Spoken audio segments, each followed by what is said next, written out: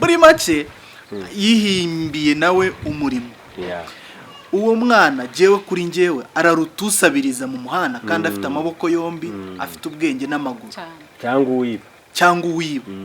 Nibura birahari byinshi bigutokoza mu ntego yawe. Banza ugira intego, numara kugira intego gira gahunda.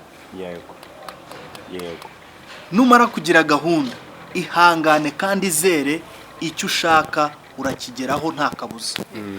Yes, amaro Imana nakomeza bane namwe mwebwe mukurikiye Mugunga TV. Vuga ngo Mugunga TV. Ni karibu rero. Turi kumwe na nande kwanza ni mutangire mutubwira amazina yanyu. Na Mugunga turatsinze Vincent. Komeza. Muri kumwe na Kansime Winnie Frida. Yes, mukomeze mugubwereza rero mukurikiye Mugunga TV. Na Kansime Winnie. Mise nongeraho TV. Bunashaka kuvuga irindi zina ryanjye. Uyu rero ni director. Navuga ko ari director wa tuvuge ko ari director ni si ni sinzi uko mu bivuge je simbivuga. Uyu ni boss rero wa Mugunga TV. Ikaze rero kandi ni karibu. Murakoze cyane. Ntago twari tuguherutse rero kuri Mugunga TV. Iminsi yaribaye myinshi.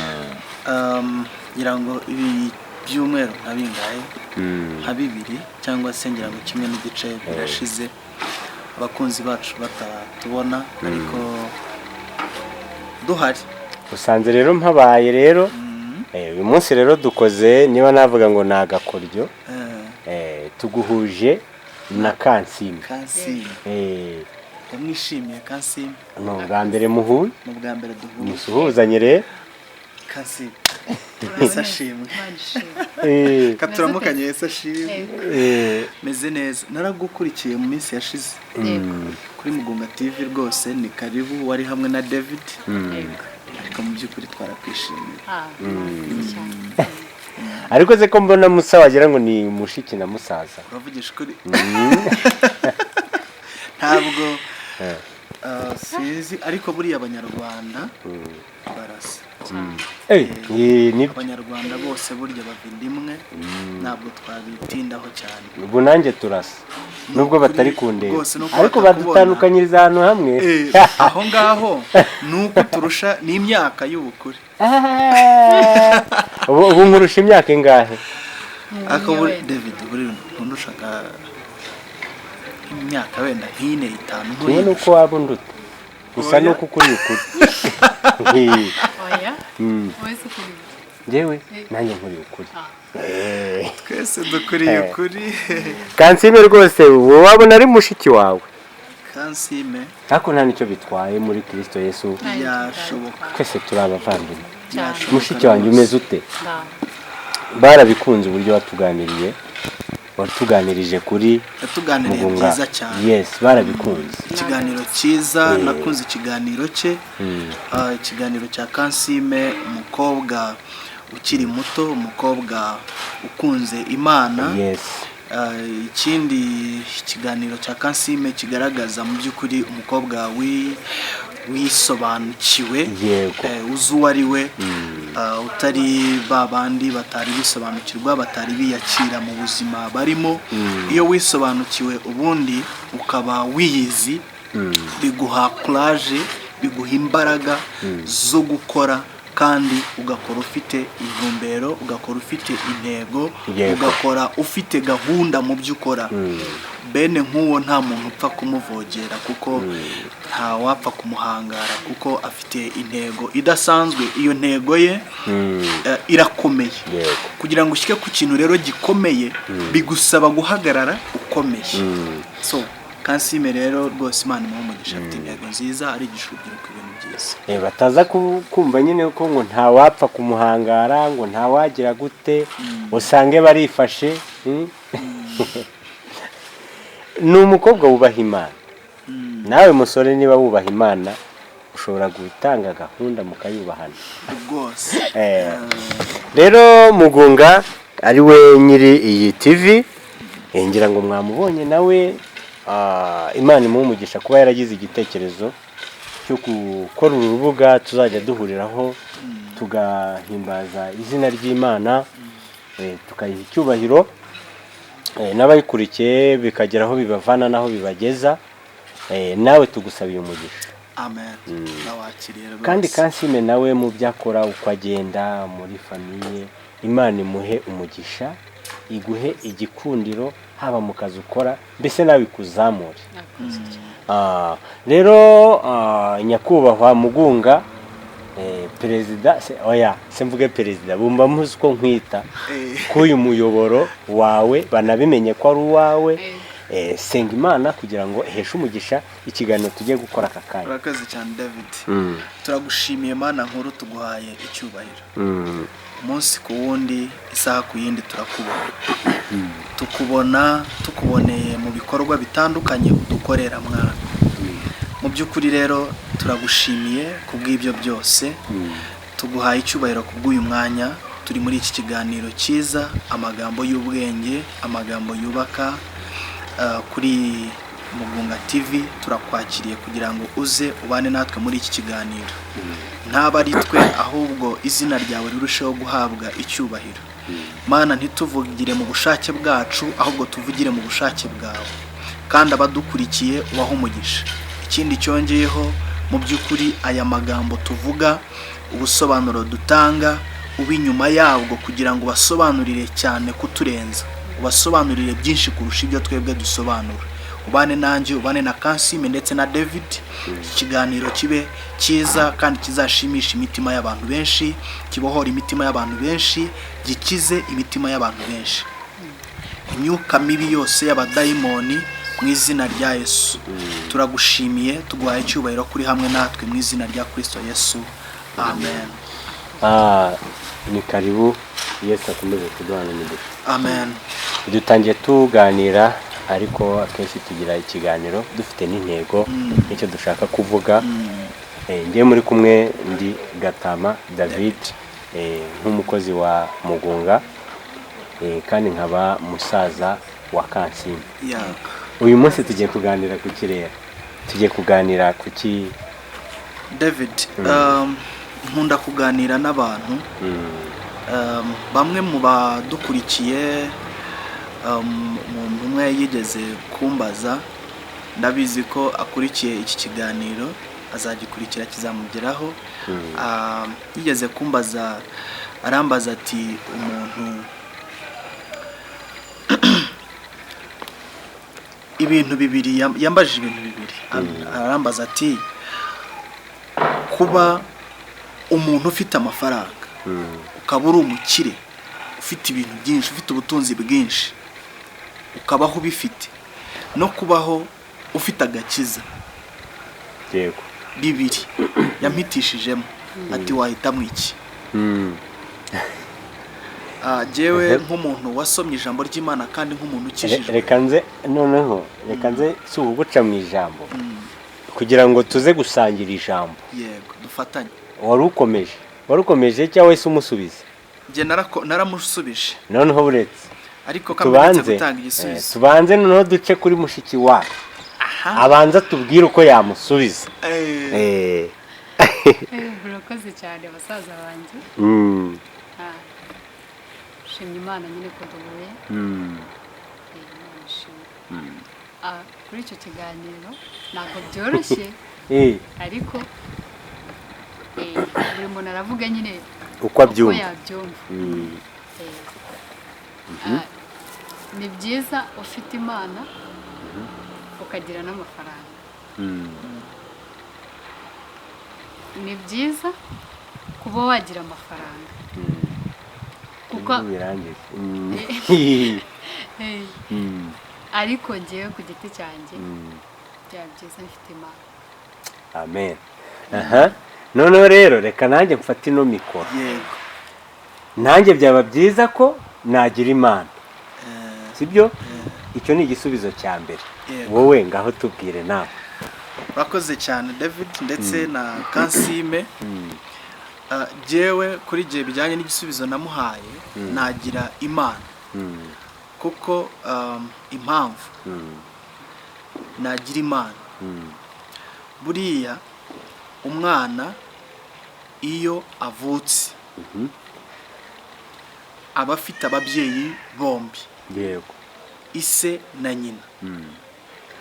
Umwana ntabwo aba yagashyitse ku bushobozi bwo kwikorera ngo abone ibyo ashaka. yego, Uba akora ni se na nyina, nibo baba bakora uko bashoboye kugira ngo bageze buri kimwe cyose umwana yifuza ku buzima bwe.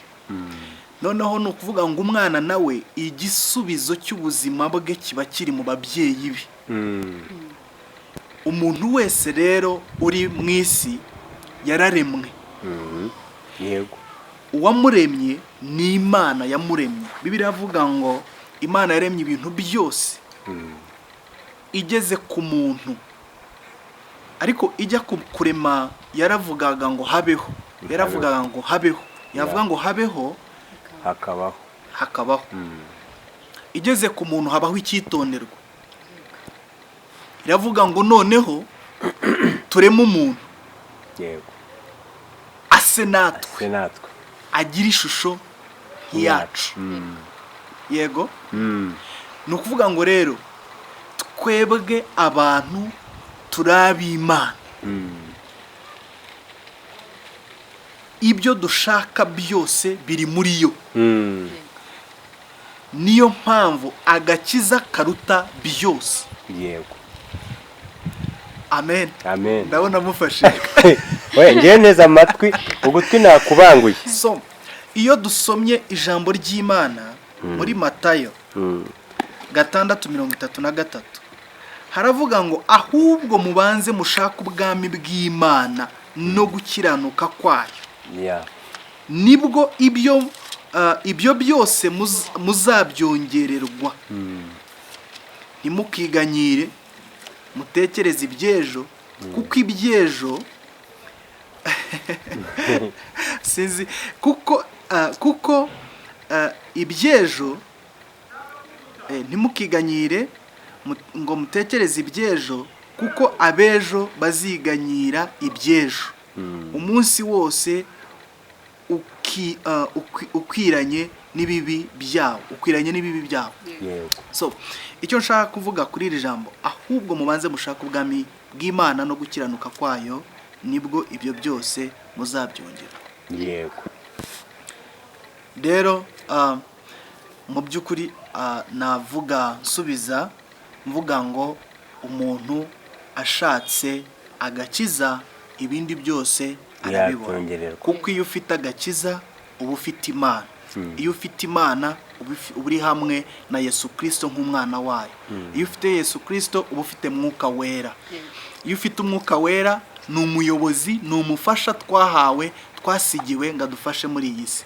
Aduha ubwenge, akaduha ubwenge bwo guhaguruka tugakora, kuko iyo ufite agakiza ntikakubuza gukora, ahubwo karakudirectinga mu isi, kakagufasha mu bintu byose.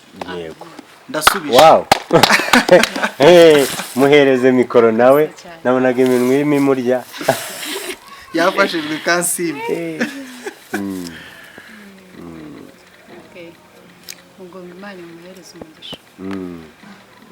Nibyo koko iyo ufite Imana ibintu byose birizana, ibintu byose biroroha, ibyo udafite ubibona nk'aho bihari. yego, Ku cyumweru twagiye gusenga ahantu usengera i Kanombe. Pasita arangije aduhereza urugero rw'abantu babiri, yari umugore n'umugabo bafite umukozi. Noneho umukozi akazajya amesa imyenda akayanika nk'uko yayanika hano imbere gutyo, hari umugozi. Noneho umugore agasohoka akarebera mu kirahure, noneho yarebera mu kirahure akabona imyenda iteza, nyine ntago itakeye, yego. Noneho yarebera mu kirahure akabona idakeye, noneho akabwira umugabo akamubwira ngo ari kuriya mukozi tugira ntabwo ajya yeza imyenda.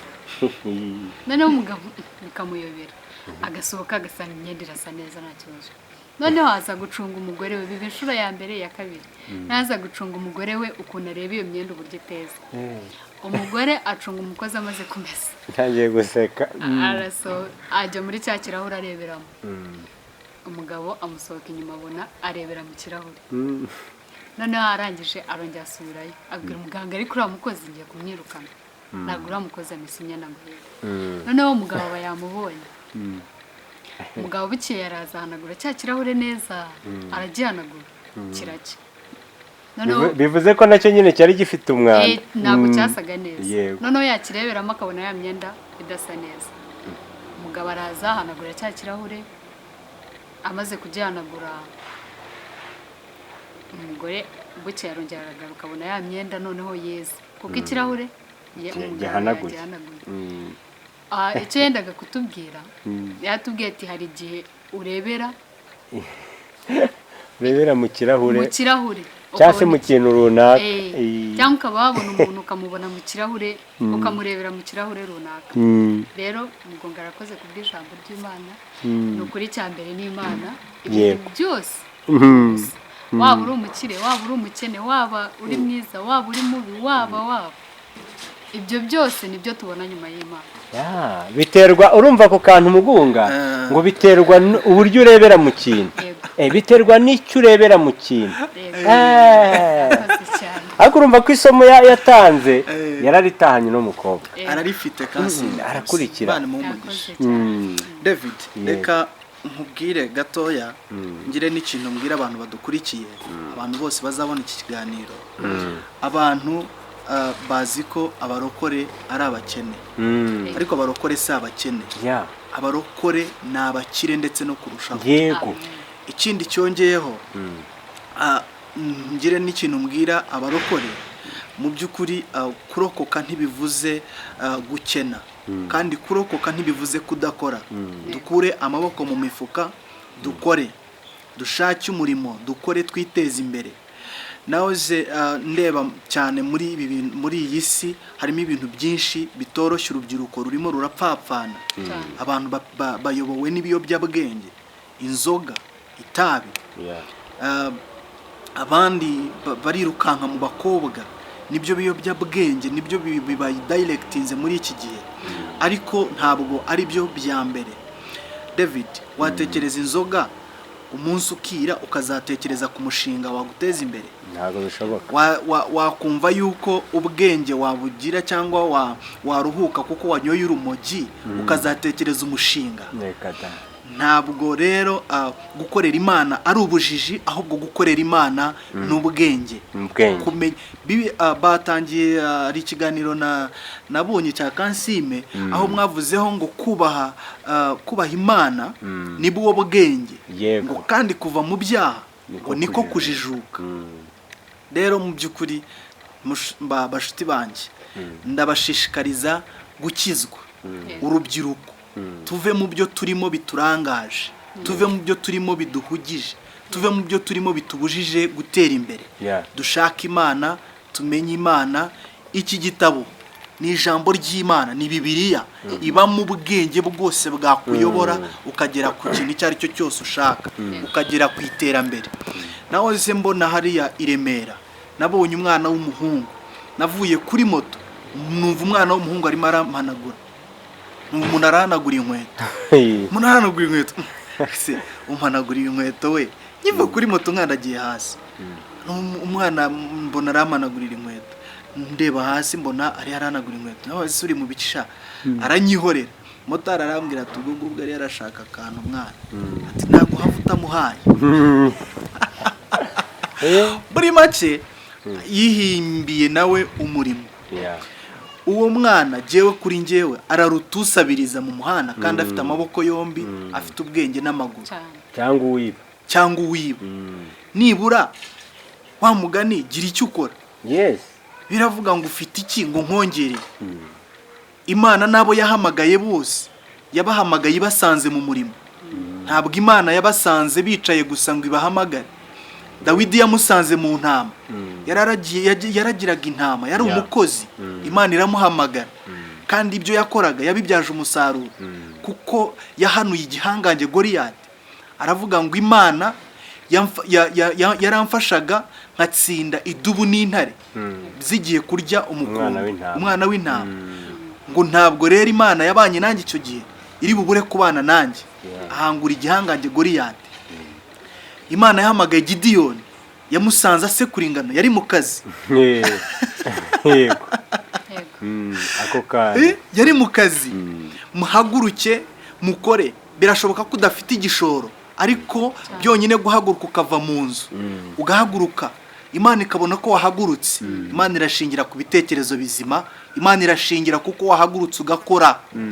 Ntabwo Imana iri reka nibutse abantu iki ngiki, ntabwo amahirwe yawe azagusanga mu nzu, amahirwe yawe ntazagusanga mu buriri, amahirwe yawe uzahura nayo mu nzira ugenda ushakisha, nibwo uzahura n'amahirwe yawe. Ntabwo wamenya aho amahirwe yawe ari, haguruka ugende, amahirwe yawe urahura nayo, umugisha wawe uri hamwe nawo, warawuvukanye. Nafashijwe. Ikindi kintu buriya reka nkubwire, uzi uramutse ufite agakiza sibyo, ukaba ufite n'umurimo, urumva ukuntu buri umuntu ukomeye. Nta bintu byiza nkabyo, kubera ko kubura amafaranga ukabura n'agakiza ukabura Imana, mbega igihombo ubwo burihe. Niyo mpamvu barokore barenze. Reka nkwereke umugani w'ababana ari ikintu uvuze. Wabuze amafaranga, wabuze agakiza, wabuze Imana, sinzi ubu buriwe. Ni igihombo gikomeye cyane. Ariko mugani wa mushiki wacu tuganira twagiye dukomoza ku kintu cy'umurimo. Ntago gushaka amafaranga, kuba udafite, kuba ufite agakiza ukagira n'amafaranga ni ibintu byiza cyane, ariko bisaba ngo ugire gute, urambura ukuboko ukore. Rega buriya David, mu by'ukuri reka mfashe n'abantu mu by'ukuri bavukiye mu miryango ikennye idafite ubushobozi buhagije. Irahari, ubwo bushobozi ntibuhari bwo kubona igishoro, ariko mu by'ukuri wifitemo igisubizo cy'ikibazo. Igisubizo kiri muri wowe. Kandi nakuze numva abantu bavuga ngo usoroma ahamusumba ngo yihanganira ibimutokoza. Iyo usoroma ahagusumba wihanganira ibigutokoza. Aho numvisemo iki? Numvisemo ijambo kwizera. Icyo ni kimwe. Icya kabiri numvisemo ni ukwihangana. Birahari byinshi bigutokoza mu ntego yawe. Banza ugire intego, numara kugira intego gira gahunda. Numara kugira gahunda ihangane kandi izere icyo ushaka urakigeraho nta kabuza. Kandi irinde kureba ku ruhande, tumbira kuri ya ntego gusa, ibindi byo ku ruhande byihorere. Nuramuka urebye ku ruhande urasigaye, uratakaye, ya ntego yawe urayitanga. Noneho tugaruke k'uwo muntu, we yumvaga ufite uko wamushubije. Yego, we yagusubije ko ari we yahitamwo iki? wari we yarambwiye ngo yahitamwo amafaranga. None se isi n'ibiyuzuye n'ibyo Uwiteka, yahitamwo amafaranga se yandi? yahitamo amafaranga se yandi. Ndafite Imana ko mu Mana ko ariho hari byose. Yesu Kristo yavuze ijambo rikomeye muri Yohana 14, aravuga ngo ntimuhagarike imitima yanyu, ngo mwizere Imana, ngo nanjye munyizere. Ni Yesu wabivugaga, ngo kuko kwa data ngo hariyo amazu menshi, ngo iyaba adahari mba mbabwiye, ngo kuko ngiye kubategurira hanyu, ngo kugira ngo aho njya namwe muzabe. Mu by'ukuri Yesu yavuze aya magambo abwira abigishwa be, atubwira natwe ubwacu. Yatubwiraga ko kwa data nta kintu na kimwe kibuze. None se ahantu hari amazu habuze moto, ahantu hari amazu habuze imodoka, ahantu hari amazu habuze imyambaro, habuze amafaranga, nta kintu na kimwe kibuzeyo. Kwa data hariyo byose. Rubyiruko, inshuti zanjye, tugarukire Imana, tuve mu biyobyabwenge. Nta cyiza cy'ibiyobyabwenge, nta cyiza cy'urumogi, nta cyiza cy'inzoga zirenze, nta cyiza cy'inzoga, nta cyiza cyo gukora uburaya, nta cyiza cy'uburaya. yego Mana yanjye David, nta cyiza cy'uburaya, ntacyo ntacyo nta kintu cyiza nko kurya kagabuye. Gerageza nibura ushyike kuri level urya icyo ugaburiwe, icyo wigaburiye mu maboko yawe. Erega n'Uwiteka aravuga ngo nzaguha umugisha, nzaguhera umugisha mu maboko yawe. Amaboko yawe nzayaha umugisha. David, jewe icyo navuga kuri iki kintu rwose, nzahitamwo Imana, nanayihisemo, nzayikomeza, sinzayivaho kuko nayibonyemo byinshi. Noneho uwo muntu n'abantu bameze nk'uko amafaranga nayagire ariko agire n'Imana, noneho harimo umunyenga. Ni ukuvuga ngo niba ni byiza, niba yaragize n'amahirwe akaba afite amafaranga, nagerageze yongereho Imana, yibuke iki ngiki nkimwibutsa. Ayo mafaranga ntiyapfuye kuyabona gusa, ahubwo aya mafaranga yayabonye kubera Imana. Ariko reka nkubaze, ubu je na Kansime ntidukijijwe. Kansime ubu ko ari umurokore, hari umukobwa umuruta? Kare Arahari?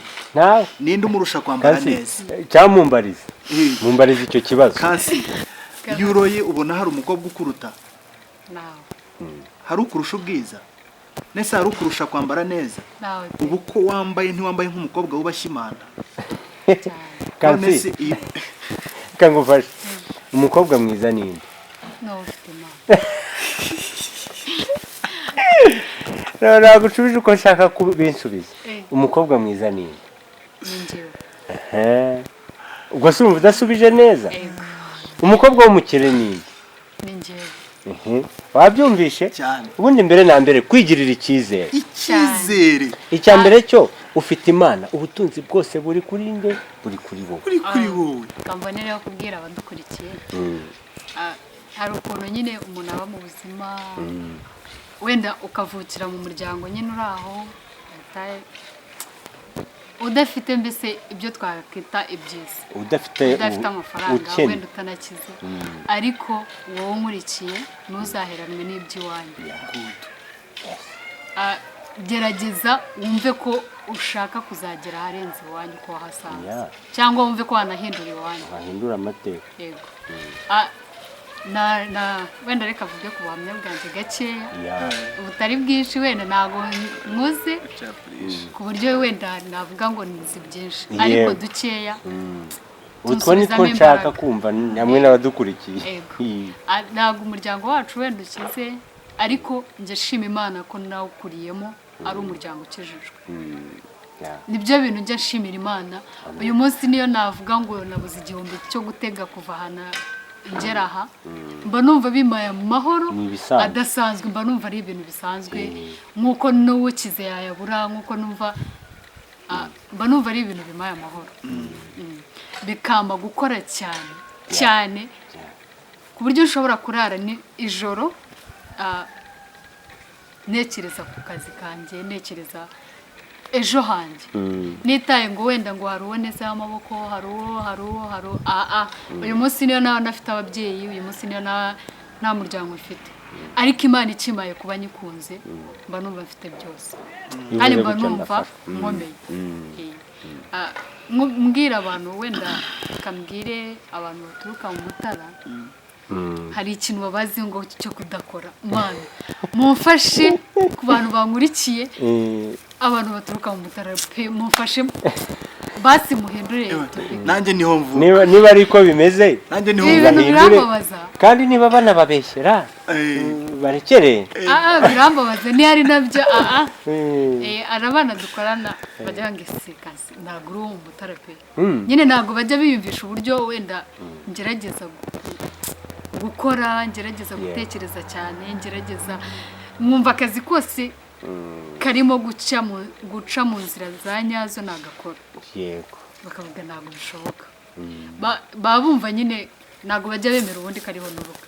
Ubu barampinduriye ngo nuruka ni ari Musanze, ni mu nce z'iyo ruguru, nibo bana bakunda gukora, mbona aho kubwira abantu baturuka mu Mutara no kuri pe mufashe duhindure mu buryo bwose bushoboka. Kansi naye niho mvuka hari ikintu bita abazimu. Oya batsembwa n'agasari.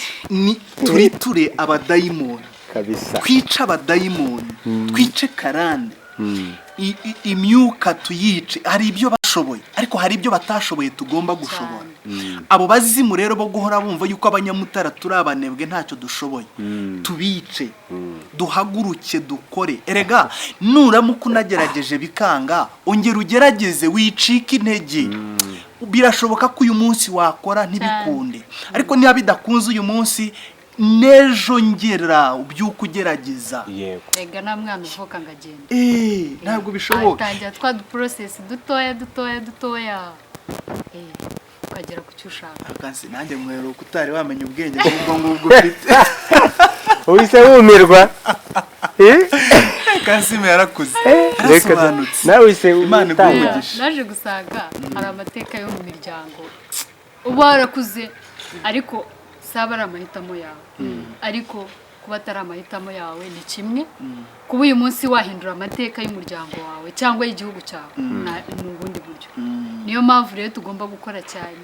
Uyu munsi bikanga, ejo bundi bikanga, ariko nturambirwe cyangwa ngo ucike intege. Wumve ko uzahora uteze amaboko, uri umukobwa w'inkumi, uri umusore ufite ibitekerezo, ngo wumve ko watega amaboko muri famiye, utega amaboko ku nshuti, utega amaboko ku mugabo wakubeshye, utega amaboko ku muntu muhuye ufite imodoka yikubesheje. Oya, cyangwa ngo bumve ko bakura ngo abagabo, umwana asigaye agera imyaka 12 akumva ko yakora akazi ko gukura, ari bazabonera amafaranga. Bakura abagabo ni ibijumba babakura kabyara mwe. Reka mbonereho tunasoza ikiganiro, turiyo dusoza ikiganiro turi ku mwanzuro. Mu by'ukuri abantu bakureho imyumvire y'ubunebwe, bahindura imyumvire. Nahoze numva kuri radio kari umuntu umunyamakuru avuga ngo ikintu igihekane nzakora, ego nzajya ejo, tuzaba tubona nejo, kive mu kanwa kacu, kive mu bitekerezo byacu. Uhore wumva ko icyo ushaka gukora wagikora none ako kanya, muri ako kanya ugitekerejemo wagikora. Mini digire kuri ikintu cyo kumva ko ikintu kitashoboka. Yego, ukicara ukavuga ariko sibone mu muryango wanjye nta modoka ibona, nta muntu wize n'imodoka.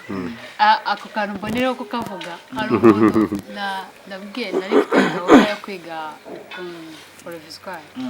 Mu kanya ndajya gukora ikizamini. Ndamubwira cyane ndumva ashaka kuziga imodoka, Imana sundayitwara. Noneho arangije arambwira sikaze, iwanyu nta muntu watwaye imodoka. Nta n'umuntu unatekereza icyo gitekerezo. Ndabireba ndavuga oya, niyo atarayitwaye. Uyu munsi papa arashaje, mama arashaje, abo nibo bantu wenda navuga ngo ndeberaho. Nariko ngomba gukora ibyo batakoze, mwanarushaho ngakora ibyanjye ngomba gukora. Yego, mbona yakubwira abantu yumva ngo kuko mu muryango wanjye hatabayemo indege, oyi wanjye nizabayo, kuko iwanjye mu muryango nakuze turya rimwe wenda ku munsi, iwanjye si. Oya, tubikureho, wumve ko Imana ihari kandi hari guhindura amateka. Yego, uyu munsi ushobora kuba waravukiye mu muryango ugenda n'ibirenge kuva hehe na hehe, kwiga ari intambara, kurya ari intambara, ariko uyu munsi ugifite ubwenge, ugifite gutekereza, senga Imana iguhereze gukora. Yego David. Umunyarwanda yaravuze ngo kuyavuga siko kuyamara, ngo kandi habwirwa benshi akumva bene. Bibiliya yo iravuga ngo ufite ugutwi niyumva iby'umwuka abwira amatorero. Kandi ntabwo muri mu mubiri. Ntabwo turi mu mubiri. Ngiye numvise ibintu murimo muvuga. Kansime we n'ubundi namubwiye ko mukunda pe. Nkurikije ibitekerezo afite, amagambo bari kuvuga, ababivuga nyine wumva bimurimo. Gutega ku bandi ntago ari byo. Ntabwo ari byo. Ega n'umuntu aragusuzugura cyane. Akuze umuntu kugusuzugura ngo aragutunze. Kandi kansire kanze kandi utari umwana udafite impamvu n'imwe yatuma agutunga. Hari akandi kantu nanjye ntagenda ntababwiye. Burya umuntu ugufasha yakagombye kugufasha 10%. 90 90 ukayikorera ikabi yawe kugera atazavuga ati byose yarabimfashije kandi yagufashije 10% ni ya ntambwe imwe nagutera none wenda akabigufasha ari papa w'umukire tuziranye ni umwana mwiza pe we yagiye kugufasha serivisi ntabwo yagufasha yose aba nk'uguharuriye ubundi nawe ukagera ugakomerezaho rega abantu bajye banarebera kuri nyakubahwa perezida wa repubulika umubyeyi wacu turamukunda iteka ryose ashishikariza abantu gukora kandi mu by'ukuri reka dushishikarize gukora bakoze ikintu gikomeye bakoze umurimo ukomeye kandi nuko bahagurutse bagatekereza bakabona byanze bikunze hari icyo bageraho bahagurutse tugomba kubagiriraho intanga tukababonaho nk'intangarugero tukabigiraho ibyo bakoze ibyiza noneho hari ibyo batakoze kandi barimo baravamo natwe tuzakore n'ibindi dutera imbere cyane kandi tubonereho no kubashimira ko bumviye umwuka wera rwose bagahaguruka bakabohora igihugu Imana ibaho umugisha bumva ko aho bari tubashimye rwose ariya mugiye gukora provisoire shaka ko mugunga asenga dusoza noneho akanagusengera ukazagaruka hano uri gushima uvuga ati Imana ishimwe ko nayibonye n'ukuri mukomeze mugubwe neza rero ahantu muri hose uko mwadukurikirana Imana ibaho umugisha niba hari icyo mukuyemo mwakandika comment kandi mukareba ko mwakanze subscribe nge mwari kumwe ni Gatama David n'abandi babibwiye Kansime na Mugunga Imana ibahereza umugisha aho bari mu bice bitandukanye baradukurikira abantu baduhereza comment turabashimiye cyane abantu baduhamagara bakatuha ibitekerezo hari abantu badukurikira bari muri Canada bari muri Ottawa bari muri Edmonton Texas n'ahandi hatandukanye hirya no hino turabashimira cyane kandi muri abagaciro reka dusenga Imana dusoza turizera ko muzafashwa n'ibyo twavugiye hano turagushimiye Mana yacu tuguhaye icyubahiro turashimishijwe cyane n'amagambo meza watwigishije uyu munsi ikiganiro cyo guhaguruka tugakora ikiganiro cyo kwakira Kristo nk'umwami n'umukiza w'ubugingo bwacu ikiganiro cyiza kigomba kubohora ubuzima bwa benshi Mana turagushimiye turahamya neza tudashidikanya yuko iki kiganiro nk'uko cyadufashije kizafasha n'abantu benshi urubyiruko bazafashwa nacyo abasaza n'abakecuru abamama n'abapapa bazafashwa nacyo iki kiganiro kizakora byinshi mu gihugu kizakora byinshi mu miryango ndagushimira ku bwa Kansime ndagushimira ku bwa David Mana ndagushimira ko tuganiriye amagambo meza reka kuba inyuma y'ijambo ryawe mu izina rya Yesu abantu benshi babohoke bakizwe bakiragakiza utanga imbabazi ku bantu benshi bazikeneye Mana mu izina rya Yesu uhindurira abantu benshi kukumenya Kristo uhindurira abantu benshi kukumenya iby'umumaro mu izina rya Yesu ntabwo twakwishoboza ni wowe dusaba kugira ngo ukomeze udushoboze kandi utwambike imbaraga ndasenze muri uyu mwanya Kansime agiye gukora ikizamini mu kanya cya provisoire ndatura ubutsinzi mu izina rya Yesu ibiganza bye byakire provisoire kandi mu mbaraga yo kwizera Mana twizeye ko umuhaye provisoire mu izina rya Yesu ndetse na perimikazi ikurikiyeho kandi ukomeze kumuha kugira ngo umuntu abigereho hari process nyinshi ugenda ubinyuzamo mu by'ukuri ukomeze ubigenze neza Kansime agire abone provisoire abone perime n'imodoka irabiza n'ukuri umugirire neza Mana yacu ikindi gihe nk'iki twicaye nka hano tuzabe turi mu mashimwe dushima Imana ko Kansime yagiriwe neza nawe urakoze komeza kubana natwe udumugisha kandi ugirire neza igihugu cy'u Rwanda ndagisengera ubuyobozi bw'igihugu ndabusengera ndasenga ngo u Rwanda rukomeze kubona ineza yawe umugisha utangube mu Rwanda mu izina rya Yesu nkuko wabanye n'abayobozi bacu nkuko wabanye